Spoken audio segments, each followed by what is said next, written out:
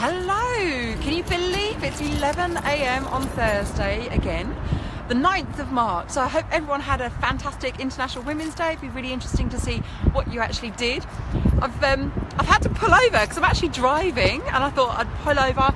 It's a beautiful day. I thought I'd pop out and get some sun. I'm sat behind a tree so you can actually see me rather than being completely in the sun, and I'm just have my eyes closed. So, but it's actually not as warm as I thought it was, and so I'm starting to shiver. So I apologise. But also, the main road is right next to me, and it's actually really windy, and lots of traffic noise. So I apologise. So today, what I'm talking about is basically your VA, your virtual assistant, or your outsourcer. Have you been let down by them? Yeah, and what you can do, what you can put in place to make that, to ensure that that doesn't happen again. So I have mentioned it before, and it is really, really important, is actually being really specific on what you want. So actually being clear. Yep, so when you're talking to your outsourcer or your virtual assistant or whatever it is, and whatever task you're asking them to do, sorry, I'm holding my phone today, so it's shaking as I talk, so I apologise.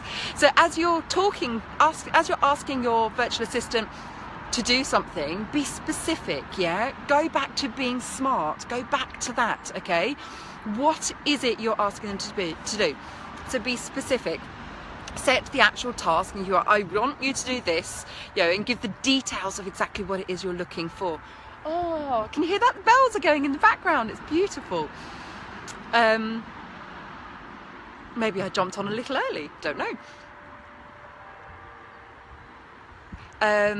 So be specific, yeah? Actually look at what it is you need them to do.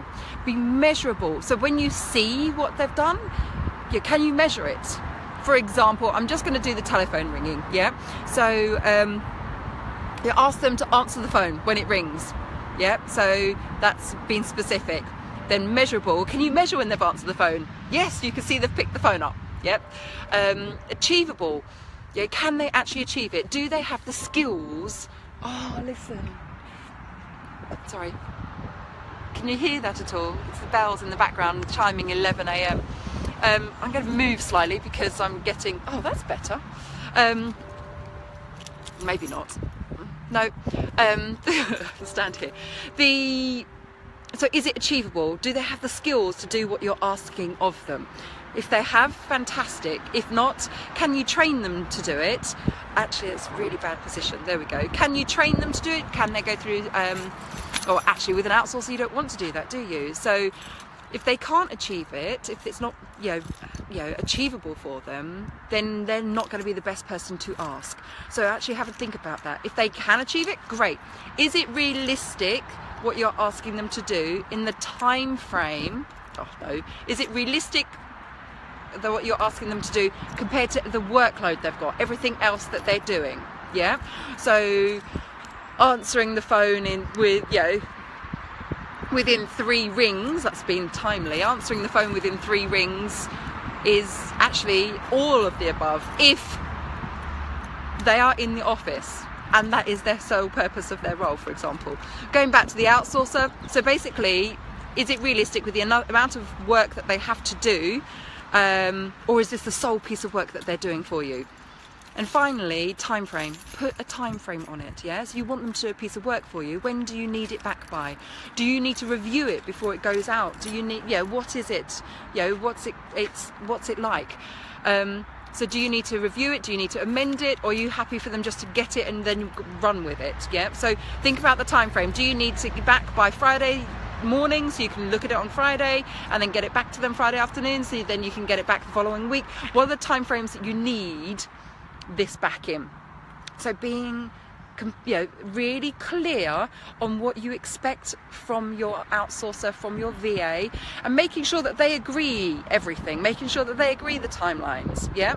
And over time you'll basically build up the trust and the great working relationship where you won't need to go into as much detail. yeah, and they'll understand exactly where you're coming from. Other ways of doing that are processing it. Do you have, checklists or just simple things like that? It's a great starting point, yeah? So you know that everything that needs to be done for a particular process is done. So I hope that helps. If you want any more information, please don't hesitate to message me, ask me any questions, but also on my Facebook page, on my website, thehonestrecruiter.com/3 essentials, is my guide to 3 essentials you must have in place before you hire. So if you want that, go and get it. It's free. Otherwise, I will see you next week. Have a great day. My arm is aching now.